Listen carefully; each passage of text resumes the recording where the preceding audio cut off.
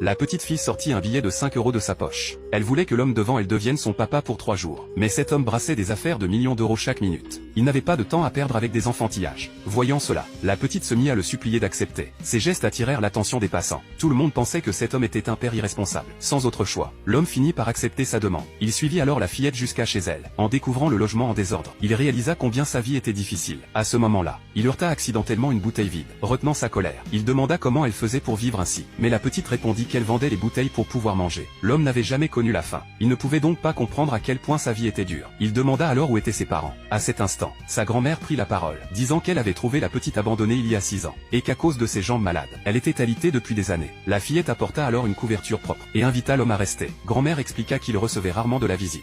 Et puisque le destin les avait réunis, elle espérait qu'il pourrait passer du temps avec l'enfant, et lui apporter un peu d'affection. L'homme croisa son regard sincère, et hocha silencieusement la tête. La petite lui tendit la couverture, puis s'allongea discrètement sur le lit. Elle prépara soigneusement un couchage par terre, et s'étendit à côté de lui. Après que l'homme se fut endormi, la fillette se leva doucement et sortit. À ce moment-là, l'homme commença à faire un cauchemar. Il rêvait encore de sa fille disparue qu'on lui arrachait. Réveillé en sursaut, il sortit et vit la petite assise seule devant la porte. Elle lui dit d'une voix ensommeillée de retourner se reposer. Mais juste alors, une alarme retentit. La fillette bondit et se précipita dehors. C'était l'heure où elle sortait toujours ramasser des bouteilles. Mais ce jour-là, des voyous l'ont harcelée, et toutes ces bouteilles furent jetées dans la rue. Pendant qu'elle les ramassait, une voiture arriva à toute vitesse droit sur elle. Au dernier moment, l'homme se précipita et la tira dans ses bras. La petite s'excusa rapidement, mais l'homme dit que la sauver était son devoir de tuteur. En entendant cela, la fillette était aux anges, pensant qu'elle avait enfin un papa. Mais l'homme n'avait accepté que pour 3 jours. Une fois la réunion parents-professeurs terminée, il se dirait adieu. Plus tard, l'homme commanda des grillades, mais la petite raisonnable trouvait que c'était trop cher pour lui économiser de l'argent. Elle dit qu'elle ne mangeait jamais ce genre de nourriture. L'homme fit semblant d'en avoir vraiment envie, mais la fillette n'était pas dupe. Elle lui promit qu'un jour elle le rembourserait, mais il répondit qu'il ne se reverrait plus. Le cœur brisé, la petite s'enfuit. Elle revint avec une boîte à emporter, disant que c'était pour sa grand-mère. Grand-mère regarda cet enfant douce et attentionnée, et prit une petite bouchée en souriant, puis mentit, disant que ses dents lui faisaient mal, et donna le reste à la petite. Mais la fillette se retourna, et tendit la brochette à l'homme. Voyant cela, l'homme se détourna en silence, et retourna se coucher. Mais les paroles de la petite résonnaient dans sa tête. Peut-être pensait-il à sa fille disparue. Il se leva discrètement et recouvrit la fillette de la couverture. Tôt le lendemain matin, il trouva la petite recroquevillée devant la porte, grelottant de froid. Elle avait dormi dehors pour ne pas déranger son sommeil. Les yeux de l'homme s'emplirent de larmes. Il la gronda sur le champ. Mais après avoir parlé, il réalisa qu'il l'avait blessée. Malgré tout, la fillette prit son cartable et se prépara pour l'école. Après son départ, grand-mère appela l'homme dans sa chambre. Elle lui remit toutes ses économies, et le supplia de prendre soin de l'enfant. Puis elle s'éteignit paisiblement. Une fois calmée, l'homme appela son assistant et organisa les funérailles. Quand la petite rentra de l'école, elle trouva le lit de sa grand-mère vide. L'homme força un sourire et lui dit que grand-mère était partie se faire soigner à l'hôpital en ville, et que si elle avait sang à son contrôle, grand-mère reviendrait. En entendant cela, la fillette pensa que grand-mère ne voulait plus d'elle. L'homme dit que si elle était sage, elle la reverrait. À ce moment-là, il reçut un appel de